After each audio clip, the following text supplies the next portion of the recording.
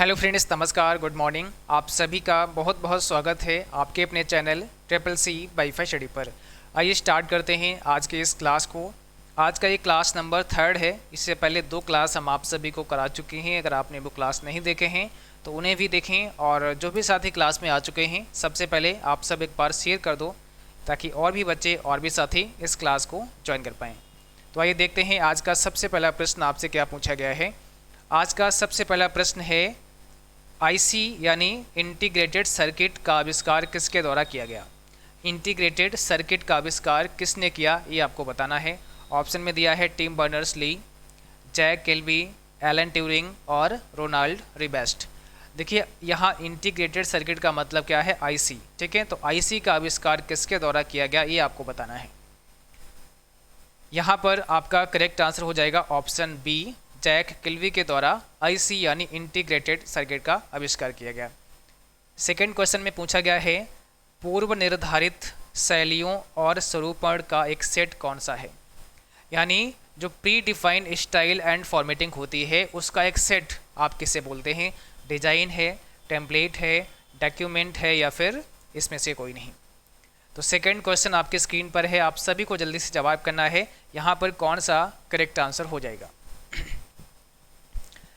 देखिए, अगर हम किसी भी एप्लीकेशन पे काम कर रहे हैं, जैसे मान लिया आप लिब्रे ऑफिस राइटर में काम कर रहे हैं और आपको अगर कोई फॉर्मेटिंग नहीं आती है, कोई डिज़ाइन आप नहीं जानते हैं। डिज़ाइन का मतलब क्या है, जैसे मान लिया आप कोई बायोडाटा बनाना चाह रहे हैं, आप चाह रहे हैं कोई रिज्यूमे बनाना, ठीक है, और इसका आपको पता नहीं है कि फॉर्मेट कैसा होना चाहिए, कैसी डिज़ाइन इसमें रखना है, इसके बारे में आपको नॉलेज नहीं है। तो क्या कर सकते हैं, आप टेम्पलेट को इंसर्ट कर सकते हैं। तो टेम्पलेट क्या होते हैं, एक प्री डिज़ाइन, पहले से बना बनाया डिज़ाइन होता है, एक फॉर्मेटिंग होती है जिसको हम अप्लाई कर सकते हैं। तो हम टेम्पलेट को जैसे ही इंसर्ट करते हैं तो रिज्यूमे का जो एक डिज़ाइन होता है, जो टेम्पलेट होता है, वो हमारा ऐड हो जाता है और वहाँ पर फिर हम एडिटिंग कर सकते हैं। मतलब जहाँ पे नाम दिया गया है अपना नाम लिख देंगे, आपकी जो क्वालिफ़िकेशन वगैरह है वो सब डाल देंगे। तो एक हम यहाँ पर फॉर्मेट जो है ना वो ऐड कर सकते हैं, ये हमें पहले से मिल जाता है। तो यहाँ पर ये सवाल है कि पूर्व निर्धारित शैलियों और स्वरूपण का एक सेट जिसे हम टेम्पलेट के नाम से जानते हैं। ओके, अगला सवाल का जवाब करना है, आईएफएससी कोड का पूरा नाम क्या होता है। आईएफएससी कोड, इसका फुल फॉर्म क्या होता है। जब आप किसी दूसरे बैंक अकाउंट में पैसे ट्रांसफ़र करते हैं तो आईएफएससी कोड की आवश्यकता होती है, और इस कोड का फुल फॉर्म क्या होता है, इंडियन फाइनेंशियल सिस्टम कोड होता है। ध्यान रखना है आईएफएससी कोड में कितने डिजिट होते हैं, तो आप बोलोगे सर 11। इसमें 11 डिजिट होते हैं। शुरुआत के जो 4 डिजिट होते हैं वो क्या करते हैं, बैंक नेम को बताते हैं कि कौन सा बैंक है। तो बैंक का नाम कौन बताएगा, आईएफएससी कोड के शुरुआत के 4 डिजिट। 5वां डिजिट क्या होता है, 0 होता है। और 6 जो लास्ट के 6 डिजिट होते हैं वो क्या बताते हैं, ब्रांच के नाम को या ब्रांच कोड होता है। तो ब्रांच का क्या नाम है, ब्रांच नेम को दर्शाते हैं लास्ट के 6 डिजिट। जैसे हो सकता है एक शहर में 2 बैंक हों एक ही नाम की, जैसे स्टेट बैंक ऑफ इंडिया 2 जगह हैं एक शहर के अंदर। तो स्टेट बैंक ऑफ इंडिया का जो आईएफएससी कोड होगा, तो शुरुआत के जो 4 डिजिट होंगे वो दोनों ब्रांच के सेम रहेंगे, 5वां 0 भी सेम रहेगा, और लास्ट के 6 जो डिजिट होंगे ना ये चेंज हो जाएंगे क्योंकि ब्रांच अलग अलग हैं। तो हर ब्रांच का अपना एक कोड होगा। ठीक है, तो full form Indian financial system code होता है, याद रखना है। क्वेश्चन नंबर 4 कहता है, एफटीपी का पूरा नाम क्या होता है। एफटीपी का फुल फॉर्म क्या है, तो यहाँ पर इसका मतलब होता है file transfer protocol. Option number पहला हो जाएगा, फाइल ट्रांसफ़र प्रोटोकॉल के नाम से एफटीपी को जानते हैं। क्वेश्चन नंबर 5 कहता है, पीडीएफ का फुल फॉर्म क्या होता है। आप लोग बताएंगे पीडीएफ का फुल फॉर्म क्या होता है। पीडीएफ का मतलब हो जाएगा पोर्टेबल डॉक्यूमेंट फॉर्मेट। तो यहाँ पर हो जाएगा option number B, portable document format होता है पीडीएफ का फुल फॉर्म। और पीडीएफ आपका नॉट एडिटेबल होता है, इसको हम एडिट नहीं कर सकते हैं। मतलब अगर हमने पीडीएफ में कन्वर्ट कर दिया है तो अब उसमें कोई बदलाव नहीं कर सकता है। तो ऑप्शन नंबर यहाँ पर हो जाएगा बी। क्वेश्चन नंबर 6 में पूछा गया है, प्रीवियस स्लाइड पर जाने के लिए निम्न में से क्या शॉर्टकट की इस्तेमाल करेंगे। अगर आप प्रीवियस स्लाइड पर जाना चाहते हैं, देखिए जैसे ही स्लाइड वाला आपके सामने नाम आता है, स्लाइड जैसे ही आता है तो आप समझ जाओ ये आपका जो सवाल है ना, ये या तो पावर पॉइंट से हो रहा है या फिर इम्प्रेस से हो रहा है। यानी कुल मिलाकर के ये सवाल आपका प्रेजेंटेशन सॉफ्टवेयर से हो रहा है। तो हम अगर स्लाइड जो हमारी है उससे प्रीवियस स्लाइड पर जाना चाहते हैं तो क्या प्रेस कर सकते हैं? देखिए वैसे तो हम पेज अप कर देते हैं, पेज अप से भी हम जा सकते हैं प्रीवियस स्लाइड पर, बट ये ऑप्शन कहीं दिया नहीं गया है। तो क्या करोगे? तो फिर आपका यहाँ पर P आपको प्रेस करना होता है। आप P लेटर जो आपके कीबोर्ड में होता है उसको प्रेस करेंगे तो भी प्रीवियस स्लाइड पर आप चले जाओगे, और अगर पेज अप कर दोगे तब भी चले जाओगे। अगली स्लाइड पर जाने के लिए आप क्या करते हैं? पेज डाउन का इस्तेमाल कर सकते हैं। और दूसरा आप N भी प्रेस कर सकते हो, N मतलब नेक्स्ट, तो आप अगली स्लाइड पे चले जाओगे। तो प्रीवियस के लिए P और नेक्स्ट के लिए N आप दबा सकते हो। और ऐसे ही पेज अप का यूज़ कर सकते हैं, पेज डाउन का भी यूज़ कर सकते हैं। आपके कीबोर्ड में जो एरो की होती हैं यानी जो नेविगेशन की होती हैं उनका भी यूज़ कर सकते हैं आप। डाउन एरो की और राइट एरो की का यूज़ कर सकते हैं पेज डाउन के लिए यानी अगली स्लाइड के लिए, और अप एरो की एंड लेफ्ट एरो की का यूज कर सकते हैं प्रीवियस स्लाइड के लिए। ठीक है, अगला सवाल देखो, एक लाइन में लिखा गया शब्द जिसके नीचे कुछ अक्षर लिखा होता है, जिसे क्या कहते हैं? एक लाइन में कोई शब्द लिखा गया है, उसके नीचे कोई अक्षर लिखा होता है। जैसे हम यहाँ लिख देते हैं H2, तो हमने H2SO4 यहाँ लिख दिया है। तो देखो यहाँ वेस्ट लाइन के नीचे कुछ लिखा गया है, इसको आप किस नाम से जानते हैं? क्या ये सब स्क्रिप्ट होता है? क्या ये सुपर स्क्रिप्ट होता है? क्या ये बेस लाइन होता है? या फिर इसमें से कोई नहीं? तो जब भी हम कुछ लिखते हैं और उसके नीचे थोड़ा लटका करके कोई टेक्स्ट लिखते हैं या थोड़ा ऊपर की साइड में लिखते हैं तो उसको क्या कहते हैं? तो जो नीचे की साइड में होता है इसको कहते हैं सब स्क्रिप्ट। यानी बेस लाइन से नीचे कोई टेक्स्ट अगर लिखा जाएगा वो सब स्क्रिप्ट होगा। और अगर जैसे x² y² लिखा तो ये बेस लाइन के ऊपर लिखा गया है, तो इसको हम सुपर स्क्रिप्ट के नाम से जानते हैं। तो सब स्क्रिप्ट और सुपर स्क्रिप्ट में अंतर आपको समझना है क्या होता है। अगला सवाल है, इंस्टाग्राम क्या है? What is Instagram? क्या ये सोशल साइट है, कोई ई कॉमर्स साइट है, कोई वेब ब्राउज़र है, या फिर इसमें से कोई नहीं? इंस्टाग्राम की अगर हम बात करते हैं, फेसबुक की बात करते हैं, तो ये सब क्या है? ये सब आपकी सोशल नेटवर्किंग साइट हैं। ऑप्शन नंबर पहला हो जाएगा। ये सब सोशल नेटवर्किंग साइट में आती हैं। बट अगर हम आपसे व्हाट्सएप की बात करें, ठीक है, हम आपसे व्हाट्सएप की बात करें, हम आपसे टेलीग्राम की बात करें, हम आपसे फेसबुक मैसेंजर की बात करें, तो ये सब क्या हैं? ये सब आपके IM के एग्जाम्पल हैं। IM का मतलब क्या होता है?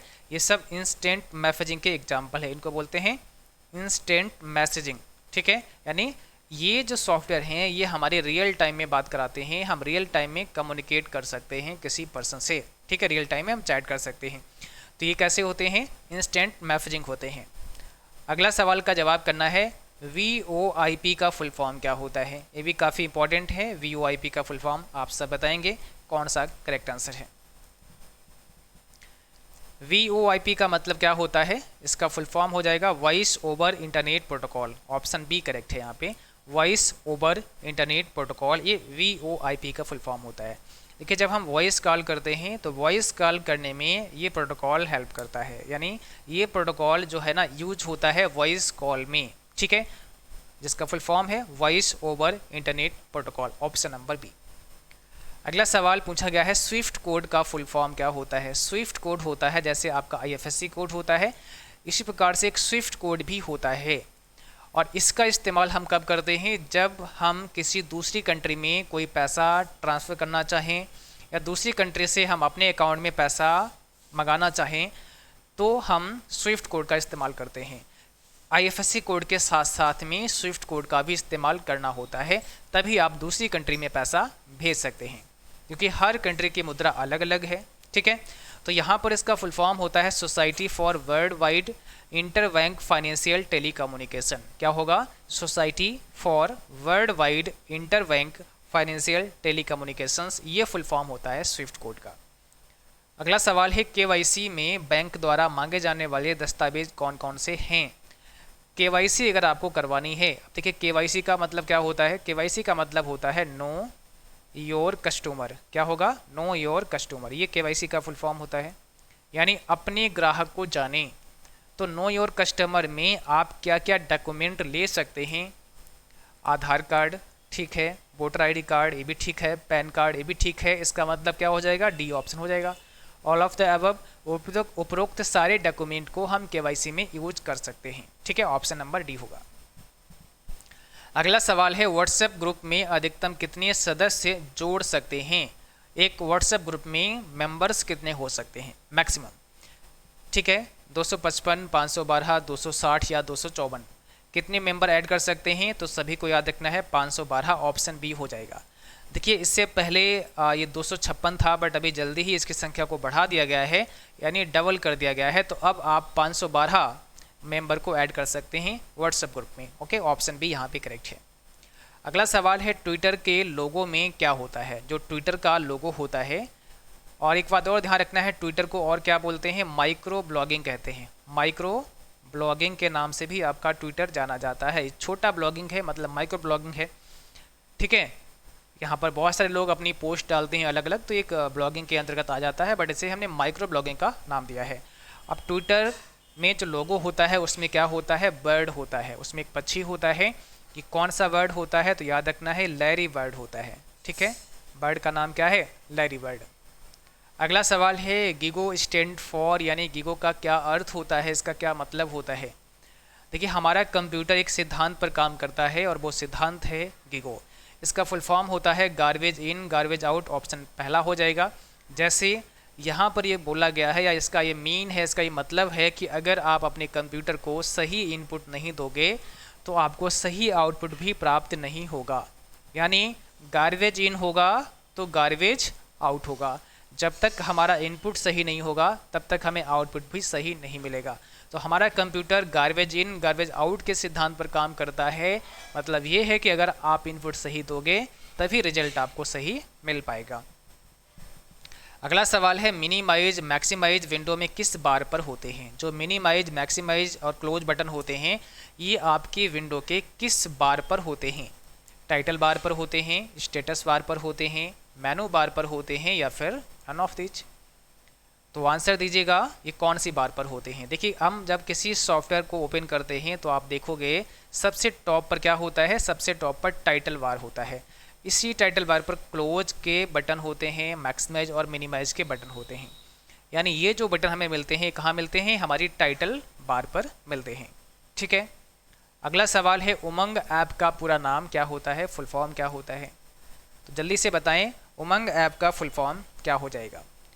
उमंग का मतलब होता है unified mobile application for new age governance, option B यहाँ पे करेक्ट है। अब कई बार आपसे एग्जाम में ये पूछते हैं कि उमंग एप्लीकेशन में एन का फुल फॉर्म क्या होता है, तो एन का क्या होगा? न्यू एज हो जाएगा। बड़ा ही सिंपल सा है।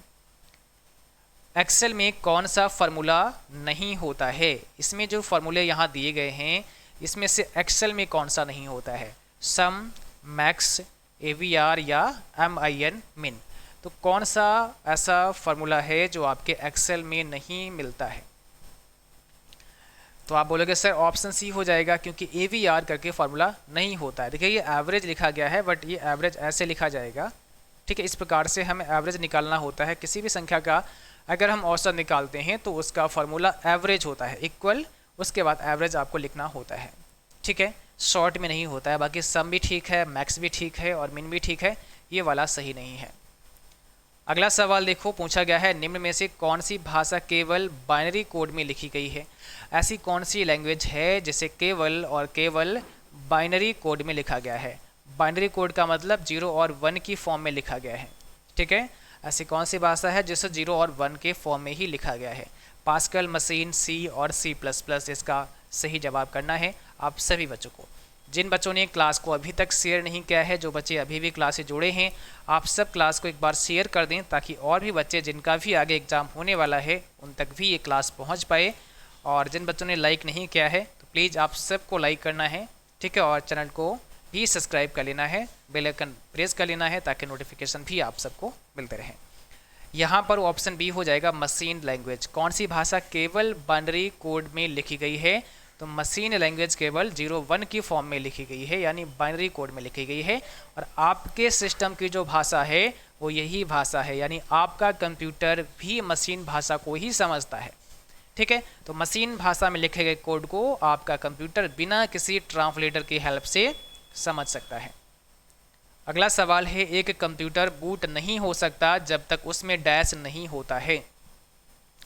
एक कंप्यूटर को आप बूट नहीं कर सकते हैं जब तक उसमें नहीं होता है। क्या? कंपाइलर, ऑपरेटिंग सिस्टम, असेंबलर या इसमें से कोई नहीं? तो यहाँ पर क्या हो जाएगा, ऑप्शन नंबर बी हो जाएगा। देखिए अगर उसमें ऑपरेटिंग सिस्टम नहीं होता है तो हम सिस्टम को बूट नहीं करा सकते हैं, ऑप्शन बी करेक्ट है। अगला सवाल है एमएस वर्ड निम्न में से डैश उदाहरण है। तो एमएस वर्ड किसका एग्जाम्पल है, बोलो एमएस वर्ड किसका एक एग्जाम्पल है, ये आपको बताना किसका एक उदाहरण है। ठीक है, क्या होगा यहाँ पे correct answer, MS word system software में आएगा, एप्लीकेशन सॉफ्टवेयर में आएगा, यूटिलिटी सॉफ्टवेयर में आएगा, या फिर ऑल ऑफ द अब।